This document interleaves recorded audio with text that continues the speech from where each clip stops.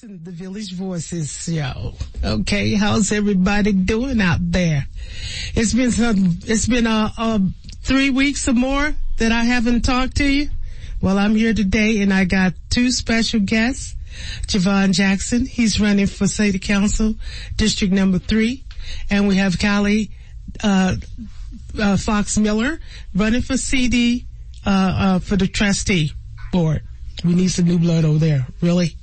Okay. I just want to remind you that the Village Voices show is not associated with any affiliated with any political party, religious group, or social organization.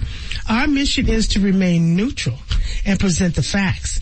Join us as we interview the voices of the community and your elected officials and those running for political office seeking your votes.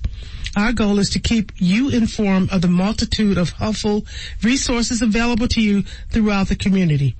That's not, just be aware and keep you up to date on the current political and social events. Okay, so we encourage you to call in today. Okay? You get a chance to call in and ask some questions. And you know the number is 702-647-3688. Okay? Look, I am pissed. Should I say that on the radio? Can I say that? I'm pissed. Look what happened last Saturday. What do you guys feel about that? I mean, are we victims of genocide or what's going on? This is a secret society out there that's trying to kill us.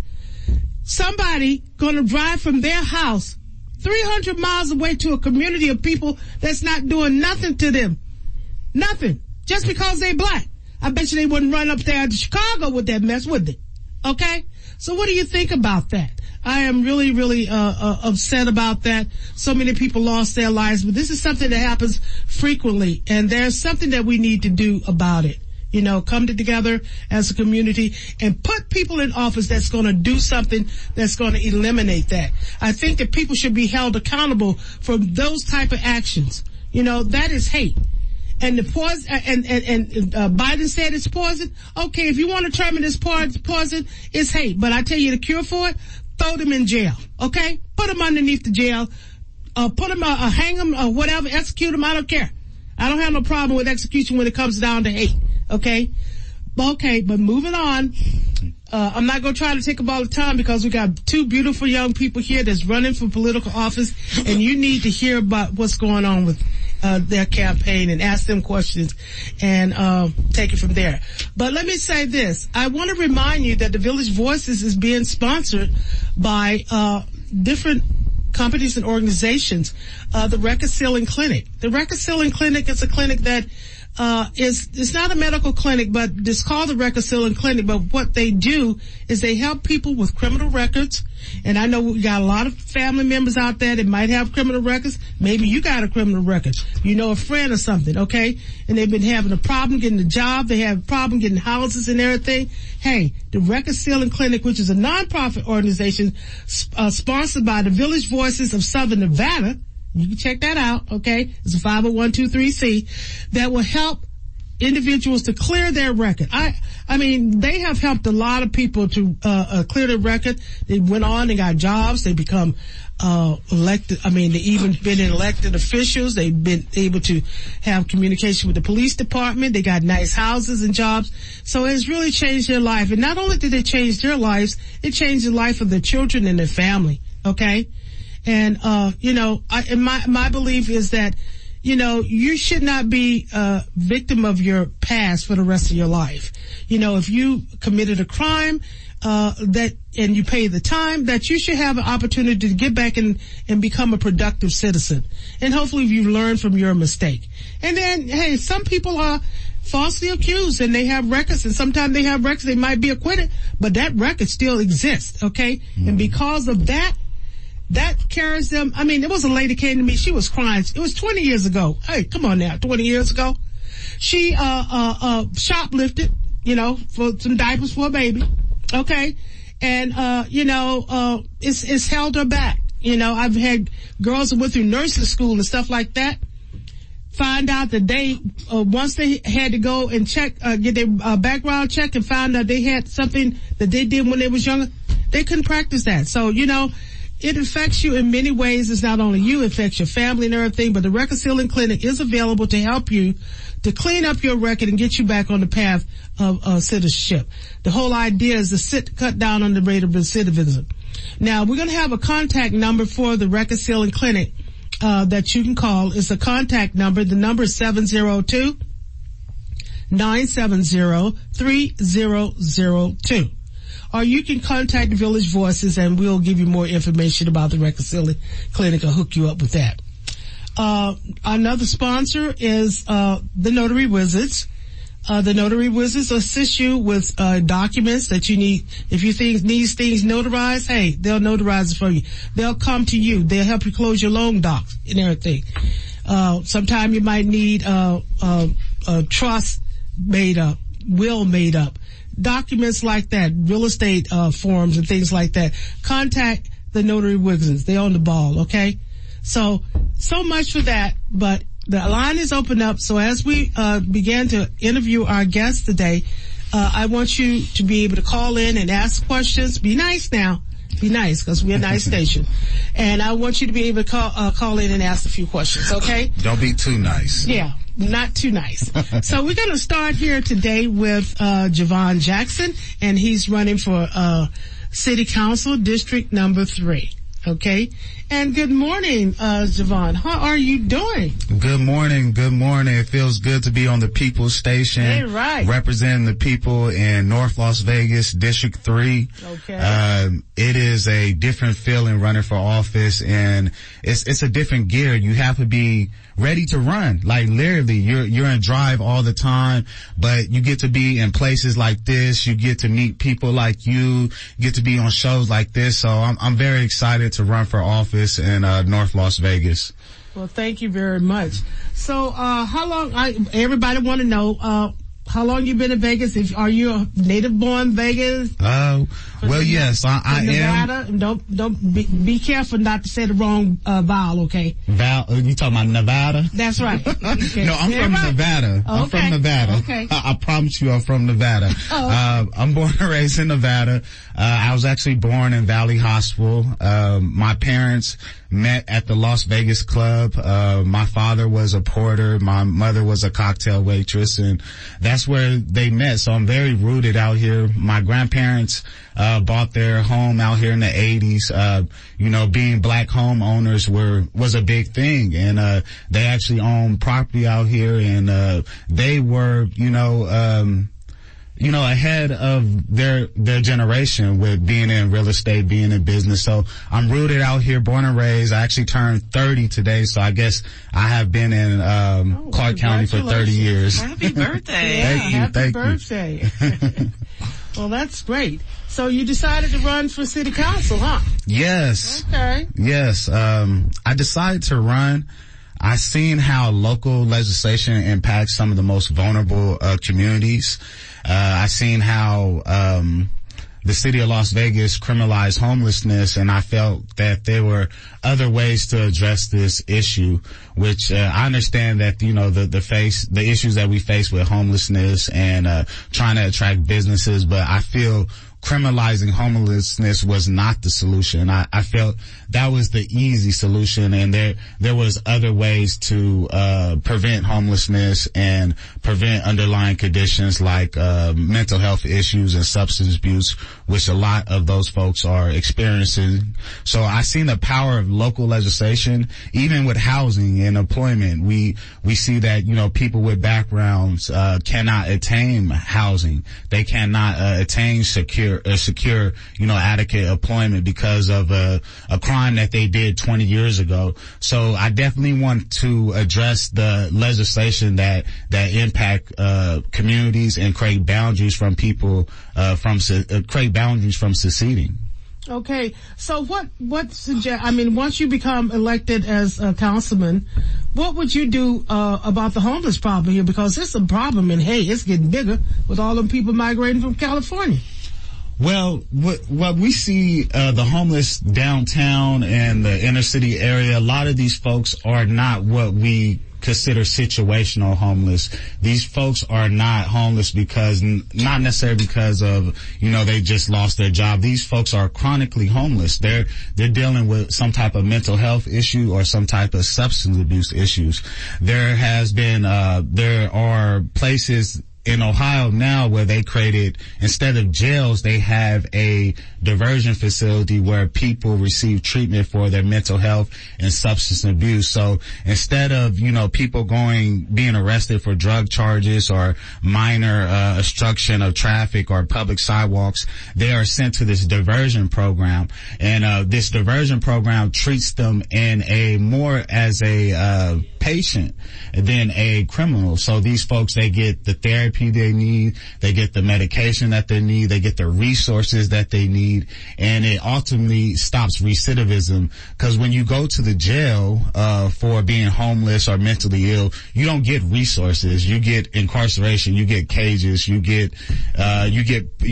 just being punished. So with the diversion programs, people are still doing their time and being accountable, for whatever law that they have broken, but instead they're receiving treatment, they're receiving services, and they are, getting the resources to transition back into society. That sounds really great, because it shouldn't be a crime to be poor. Yes. Basically that's what it boils down to. To exist. Yeah, it does. Because I know in my neighborhood they had started, they had started putting tents up around on the sidewalks nearby. And my city council person, he did send somebody out to assist them in relocating them, because that also affects other people indirectly too. Yes. We need a place to relocate these folks. We don't have the infrastructure. We need to create the infrastructure, especially in North Las Vegas. If you look at that street, Owens, all the resources is on the Las Vegas side. It's not on the North Las Vegas side. So we don't even have a place in North Las Vegas. We don't have the infrastructure to, even to tell the homeless or someone that's doing bad, you could go here for help. So those are the things that I'm facing in North Las Vegas.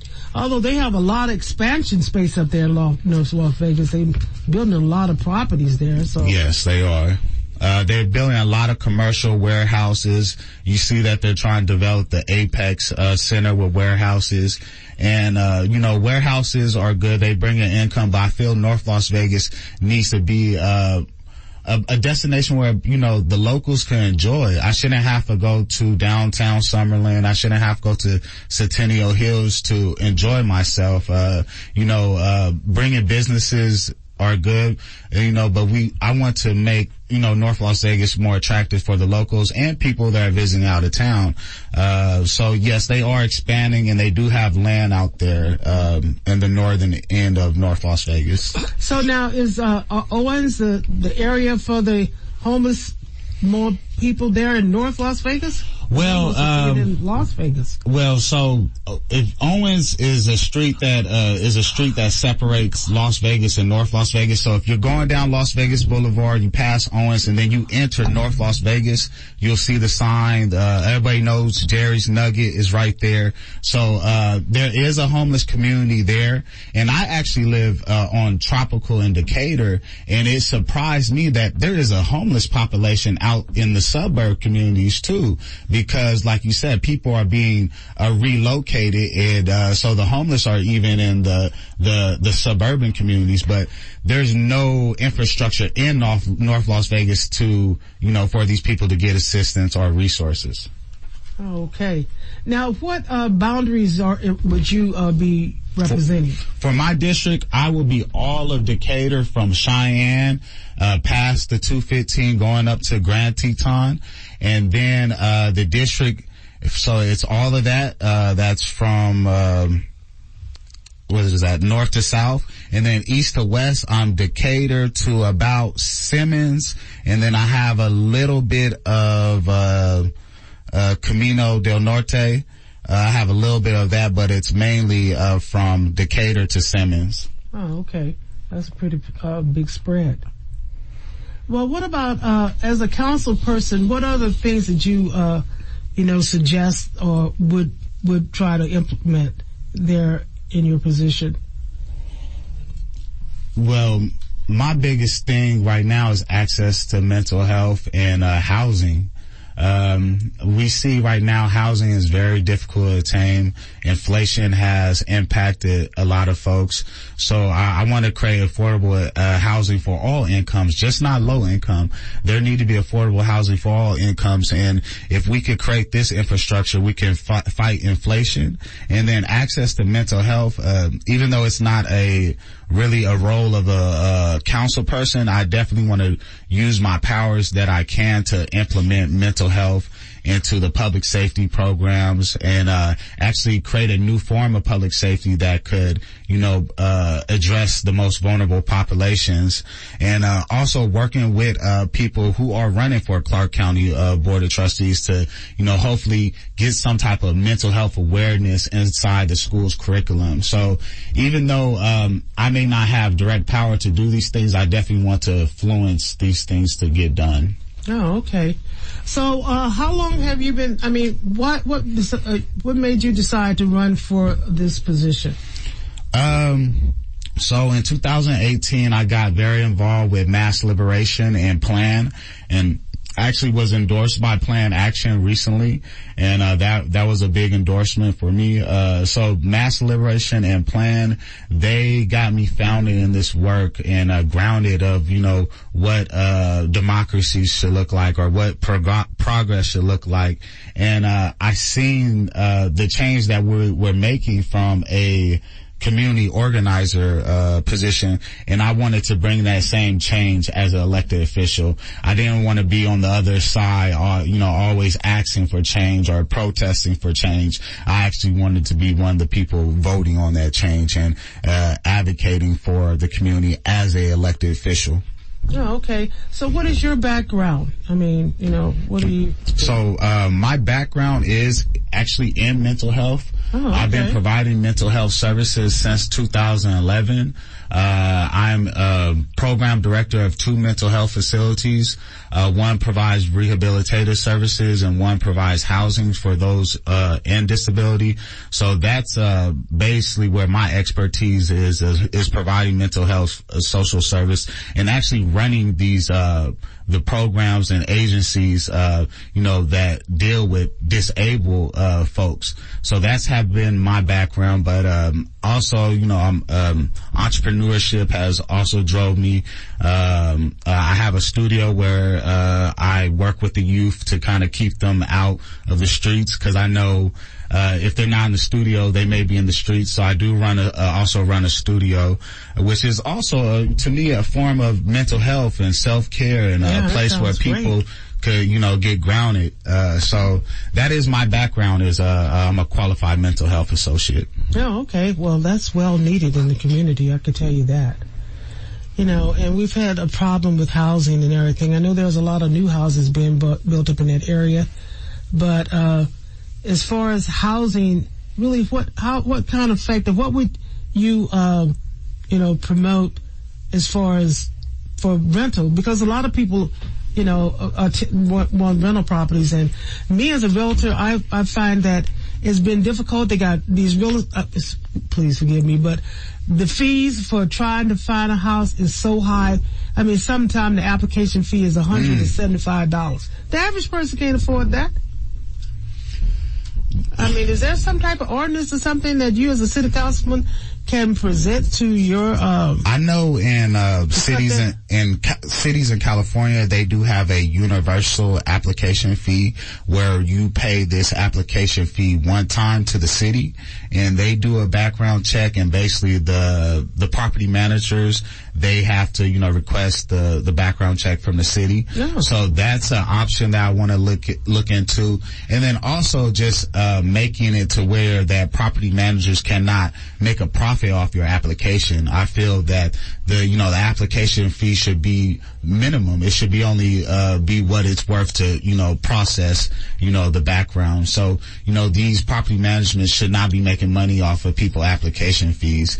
And, being someone impacted by the criminal justice system, there is a lot of boundaries that, if you have a background, that you're going to be denied place to place to place. So you'll get denied 10 times. And if the application fee is $150, that's over $1,000 that you just put into applying to be denied.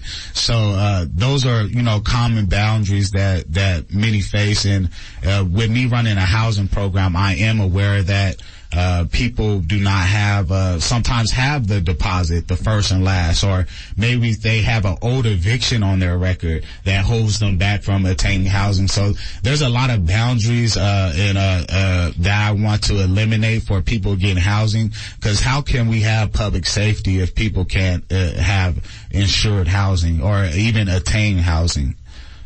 That's so true. The lines, if you'd like to call in, our number is 702-647-3688. And if you have any questions for Mr. Jackson, feel free to call in. Okay, so let's continue to go on. We have about a few more minutes, and then we have our next guest. So how would someone get in touch with you? How could they help you with your campaign? What is your number, contact information? My email is Jovan Jackson, the number 4. So Jovan Jackson 4 councilman @gmail.com. And that's also my Instagram. If you direct message me, I will respond. And that's Jovan Jackson 4 councilman. And then I also have a Facebook, and it's Jovan Jackson, the number 4 for councilman. So email, social media, all Jovan Jackson, number 4 councilman. And then, you also could text me at 702-695-5643. Oh, okay. That sounds fine. And you guys remember that. Just give it to them again, just in case he had to go grab a pencil or something. So okay. If you want to text, it's 702-695-5643. And then for social media, is Jovan Jackson, the number 4 councilman. And, you can email me at jovanjackson4councilman@gmail.com. Okay, that's fine. And also you want to make a mention of some of your, endorsers too. So I'm proudly endorsed by the Progressive Leadership Alliance of Nevada Action Fund. That is a big organization out here, and I'm very proud to have that endorsement. I'm also endorsed by the Carpenters Union, and then I'm also endorsed by the New American Leaders Action Fund. Oh, okay, great. We have a caller right now. Hello, caller. How are you doing? Yes, ma'am. I'd like to get that number that you said we can contact to seal your records. What's the number again, please? That's 702-970-3002. And that's the Record Sealing Clinic. Okay, and I know you have your next guest. I'm hoping that she could get in that office and help support staff. The teachers get a lot of publicity. They get a lot of, stuff. But I'm hoping that she gets an office and she can help support staff, the custodians, school bus drivers, and just those that work to support staff that uphold the Clark County School District. Yeah, well, I'm sure that you do. Okay, hold on for just one moment. So, thank you very much, Jovan, for coming today. We have learned so much about you and your campaign and and I think you would make an excellent council person. So, thank you. He told you the facts, so you have something to work with, okay? So support him. If you want to support him, he gave you the information, and let's take it from there. Right now, we're going to introduce you to our next guest, and that's Callie Fox Miller. Hello, how you doing, Callie? Good morning. I am good. How are you? Great. Callie is running for Clark County School District trustee. I am. So hello, everybody. My name is Callie Fox Miller. I am a 4th generation Nevadan and a 3rd generation Clark County School District graduate. I actually began tutoring my first child at the age of 15, right next door to where we are right now at Variety Day Home. Back when that existed, and everybody on the west side went to Variety Day Home. And from there, I went to college at Georgia Tech. I actually supervised a tutoring organization, and then I worked in Atlanta Public Schools before I went to law school. Today, I am the president-elect of the Nevada PTA. I sit on the board of the Cultural Diversity Foundation, which is an organization that retrains people for the workforce. And I am blessed and privileged enough to be a director of regulatory compliance for a billion-dollar organization. Fantastic. And just like I was at 15, when I can remember writing notes in the margins of my students' paper so that their parents and their teachers would know how to help them when they left my tutoring service. And I wanted to use every tool that I had to help them. Today, I am running for Clark County School Board District F because I want to use every tool that I have to help every single student, every single teacher, and every single support staff within our school district. I'm just blessed and fortunate that I have a lot more tools today than I did when I was 15.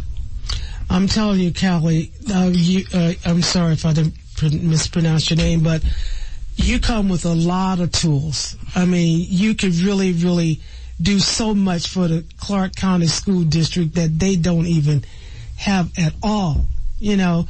What are some of the things that, I mean, I know that we are at the bottom of the totem pole, Nevada, as far as education is concerned. What would you do to help clean that mess up over there? I think one of my primary concerns is safety right now. Yeah. Not just safety for the students, but safety for our teachers and our staff. I really think that it is a basic competency of the superintendent to provide safe schools and the leadership in general. So I want to see more of a focus on safety on a daily basis. I want to know that our kids know the repercussions of their actions and that fighting in school or promoting fighting in school can actually impact their lives in ways that they don't see right now.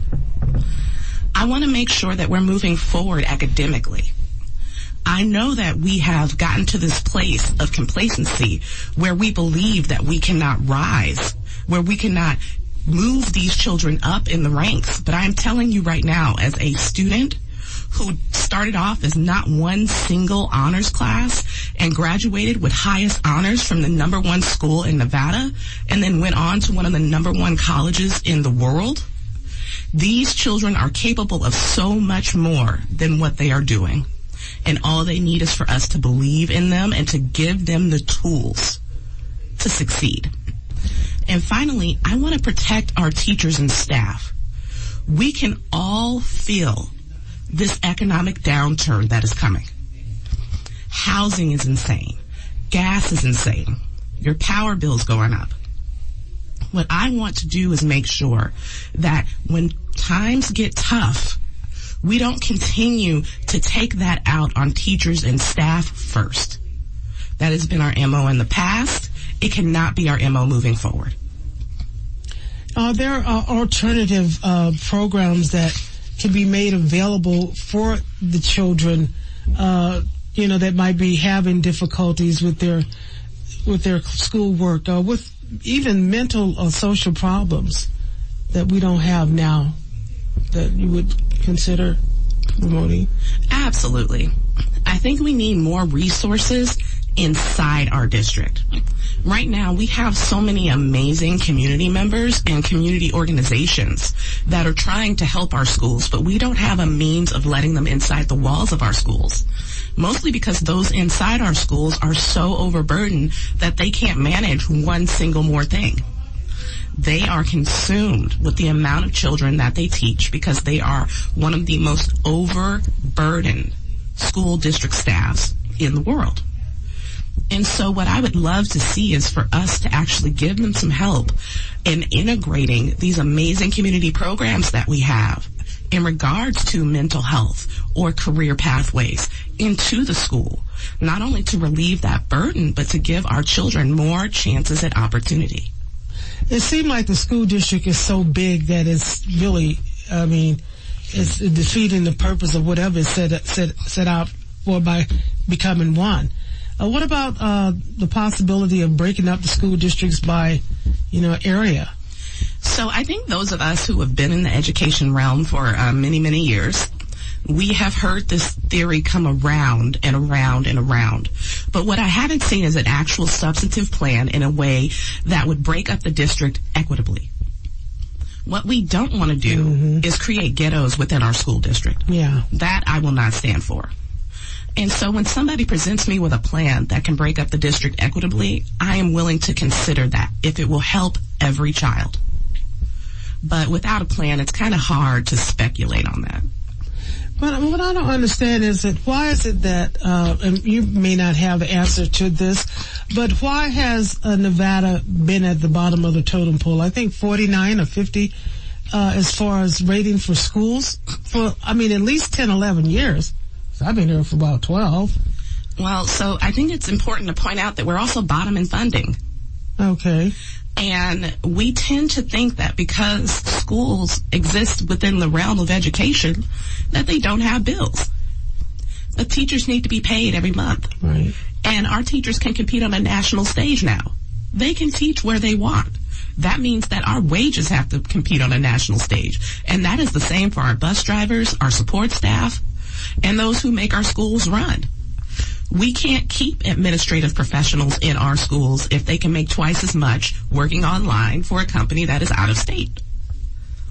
I think that is something we seriously need to consider. The second thing I want you to know is when you pull our children out of the factors that surround our schools and our state, our children perform incredibly well. They are 18th in the nation. Mm.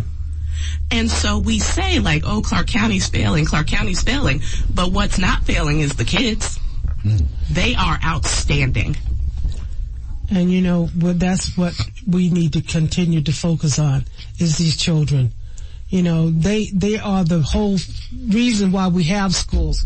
We need to be prepare them to get out there in the world and compete because the competition is strong out there, especially with a lot of foreign countries and stuff like that.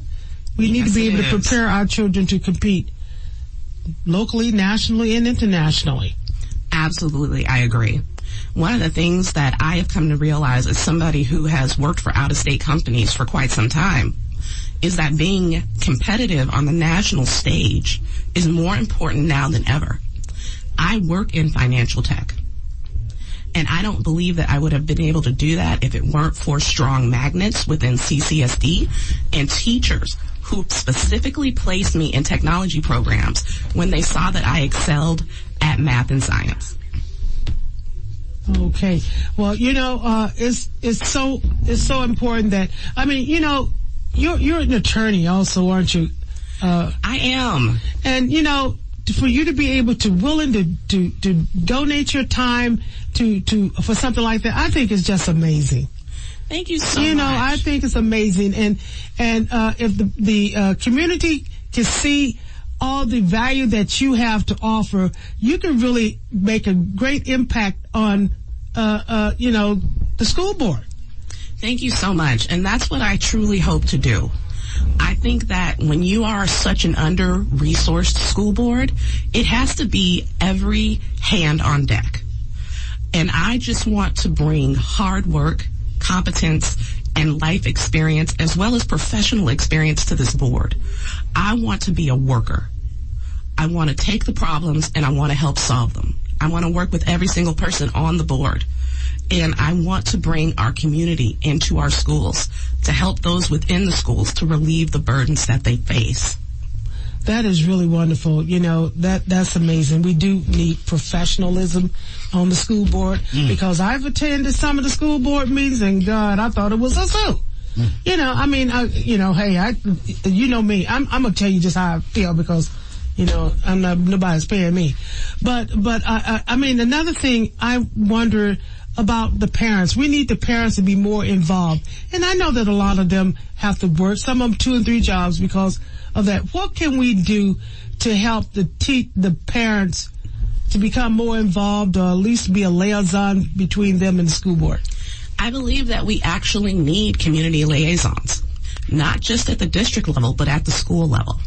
And this comes back to what I was telling you about how our school level administrators, teachers, and staff are so overwhelmed due to the sizes of our classrooms and the number of kids that they have to care for on a daily basis that they can't take on one more thing.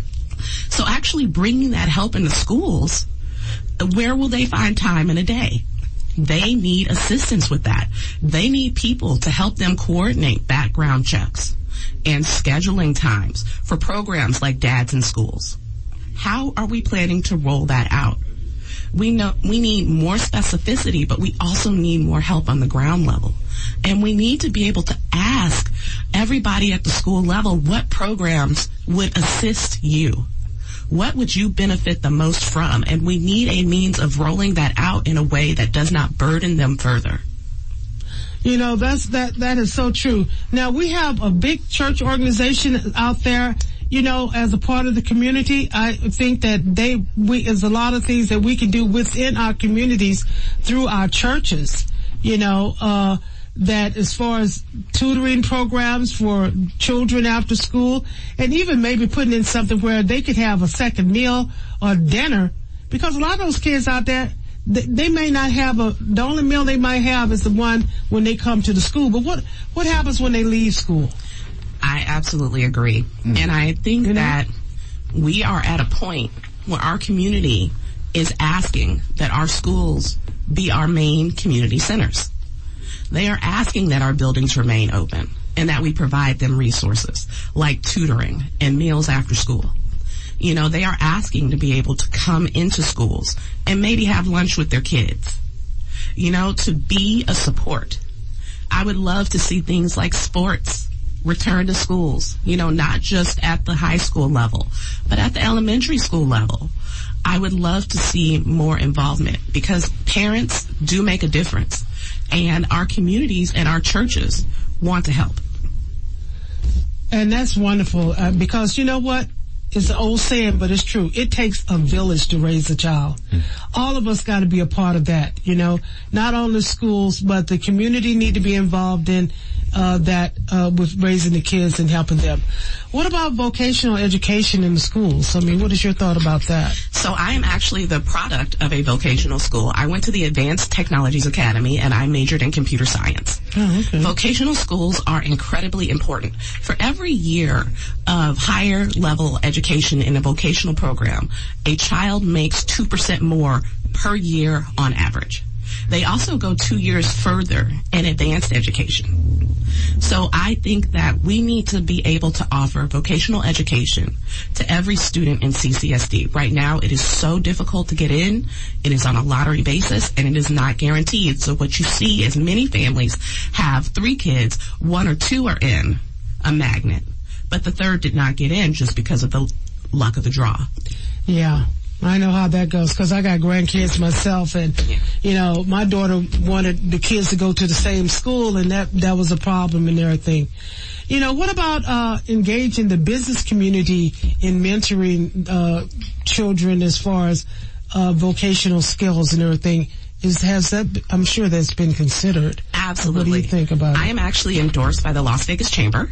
Oh, okay. The largest business organization in Nevada. And I am also endorsed by the Plumbers Union.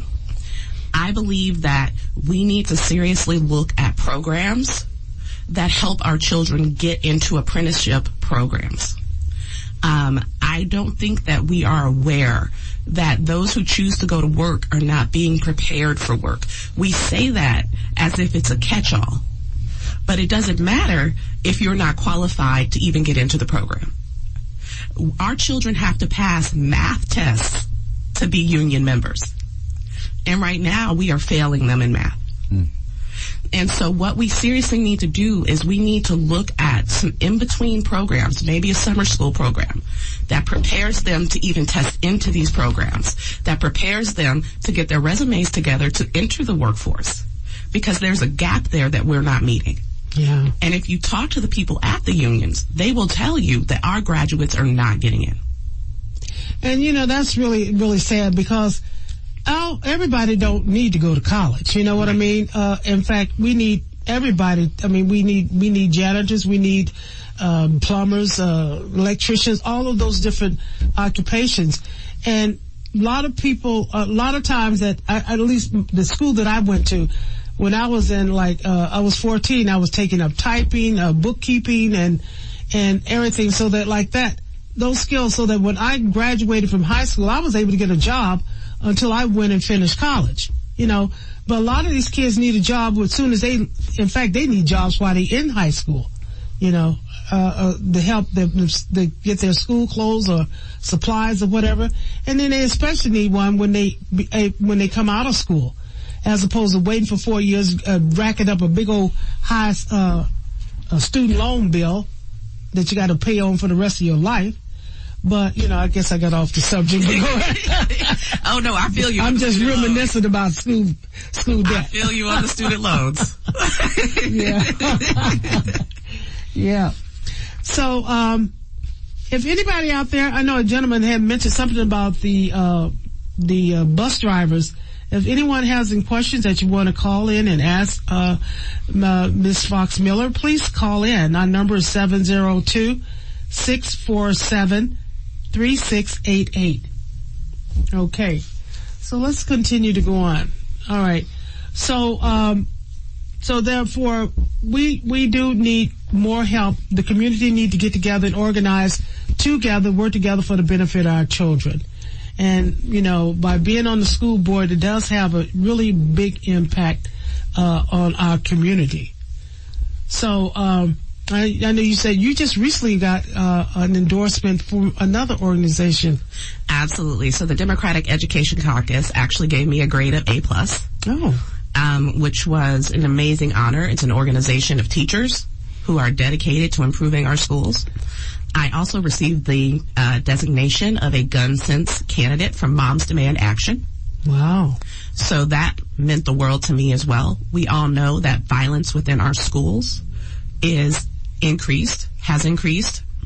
I personally feel that given our lack of social workers and psychiatrists, the rapid return to schools after the end of the pandemic, or I would just say not the end of the pandemic, but the reopening, was a ticking time bomb, just waiting to go off. Yeah. There are instances of violence all over this country, but when you combine that with the fact that we are the most under-resourced school district in the country, I just don't think that those within our schools stood a chance to prevent what is happening right now, but yet they take the majority of the burden, and that's just not fair. No, it definitely isn't.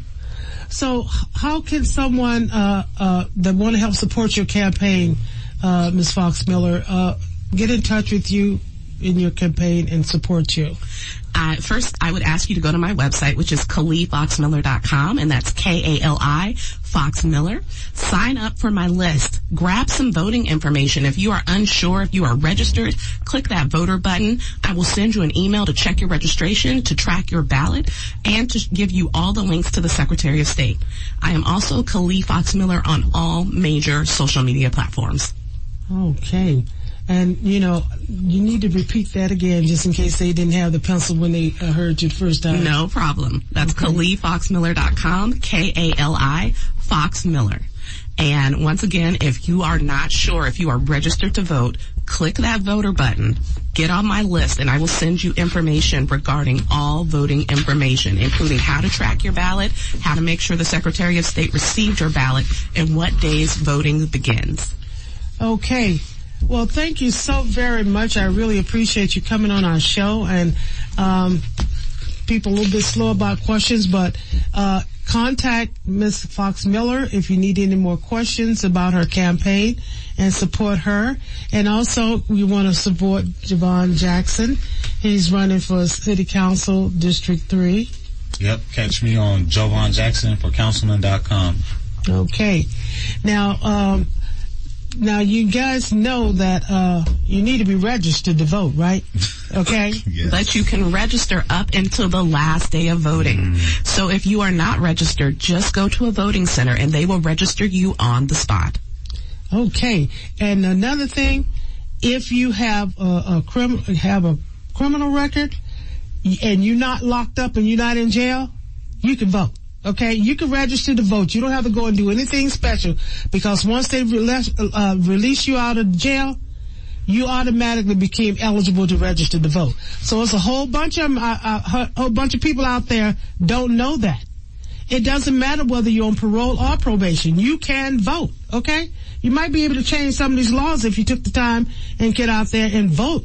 And vote for somebody that's going to represent you and to make a change and make a difference, okay? All right? So, yes, you can register up until the day of voting, okay? And let's remind them that primary election has early voting May the 28th. That's Saturday, okay? Not this Saturday, but next Saturday. So the primary election early voting is from May the 28th, next Saturday, to June the 10th, which is a Friday. Okay, check out the voting locations on the Secretary of State website, and go out and vote. I mean, you want to change. So if you're not about it, I mean, what are you complaining about? Okay, and another thing. That all of these people that you've been voting for and been putting in the office, if they haven't did anything, hey, get rid of them. Get rid of them. If they're not accountable, we don't need them. We don't need them. And let me tell you something else. You don't have to be dedicated to no one particular party either. Okay? Because the thing about it is, you're not voting for the party. You're voting for the people, for the person that's running in that office. Remember that. Because a lot of people changing parties back and forth, but it's not about the party. It's about the person. So, far as I'm concerned, I'm not either one of those. I'm nonpartisan. So I vote for whoever I want to, whenever I want to. But another thing you do know, that when you go to the voting pool, the primary election, you can only vote if you're registered in a particular party. Now, a lot of people get surprised when they get there, especially if they register independent or something like that. They think that they can vote. No, that's not going to work. You can vote in the general election. Okay. Except for school board. Okay. School board is a nonpartisan election. So if you are not a Democrat or a Republican, you can still vote for school board. Oh, right. That's some good information. Okay, so if you can't vote, if you're not voting, you can come out and vote for school board. Now that's something you need to do. You need to come out there and support the school, help change the school board and get some fresh blood in there and get somebody in there that's, professional, and all due respect to everybody that's there. But, we do need some new blood, okay? It's for the kids. All right. So, going on, I do still need to remind you of the reconciling clinic. Now, if you need your criminal reconcile, contact the criminal reconciling clinic. If your brother, your homegirl, your family members or whatever need to reconcile, call 702-970-3002. We want to put you back on track. Okay? All right. So, now we're going to change the shift now. We're going to go from politics to entertainment. Hey, we are in Las Vegas, right? Viva Las Vegas. Thank you very much, you guys, for coming in today. I really appreciate it. Thank you for having us. Thank you. Thank you. Okay. So I also like to introduce some of the local entertainers in our community. We want to give them a chance to share their talent with us. We're in Las Vegas, and some of these local entertainers, we need to support them more. You know what I mean? I love live entertainment. In fact, I didn't realize how much of live entertainment I liked until the pandemic, when I couldn't go out to some of the places and see the live entertainment. So, but a lot of the local artists, they need your support. They have music, and if you're artist, a local artist or up and coming artist, and you want to send me your tape or something like that, I'll listen to it. And I think if I like it, I'll end my show with it. Okay, you will carry my show out. So I would love to hear that. Now today we have one of the local entertainers. His name is Seville Williams. He's from Philadelphia, Pennsylvania. And you know what? He's also one of my Facebook friends. I heard his song and I said, you know what? I gotta play that to my to the community. They gotta hear Seville, because the song that he performed is so beautiful. It's not out there yet, but you're gonna hear it the first time on radio, right here on KCEP Radio 88.1. So right now, I'm going to introduce you to Seville and let him give you a background to this song that I'm going to close the show with, okay? How you doing, Seville? How are you? I'm blessed. Oh, okay, great. It's so nice to see you here today. I fell in love with that song, and I know the ladies out there are going to like it. Oh, wow, thanks. Okay. I'm excited. Yeah, so give us a little bit of, give us some quick information about you, and about this song. Yes, I'm Seville Williams, artist Seville Williams. I'm from outside of Philadelphia, Chester, Pennsylvania. Okay. And I am songwriter, entertainer, producer. And this song here, it's about love, and I came up with this idea because we need a lot of love in the world today. So I'm very excited about really pushing this song, getting it out there for you guys to be able to hear and cling on to your loved one. All right. So where is it? If you like this song, contact the Village Voices at villagevoices76@gmail.com. Let us know what you think about it, and we'll get you in contact with Seville, and so that you can have access to the song. Okay. So give us a little bit more information about you, Seville. We need to know about you. Yes, at the present time, I'm still recording, and have an upcoming tour coming. Have no date on it right now, but we're pushing forward to, get to perform and have everybody get a chance to see me perform and perform my music. Okay. Well, that sounds good. So what we're going to do is we're going to play your song, which I think is absolutely beautiful, and I hope everybody else out there like it. And we're going to end our show today with that. Thank you, audience, so much for joining me, and follow my Facebook page. Like me on Facebook, like me on Village Voices, okay? Thank you very much. So we're going to start playing Seville's song. Thank you very much, Seville, for coming in today. All right, you're welcome. Thank you, everybody out there. Chester, Pennsylvania. See you. All right. See ya.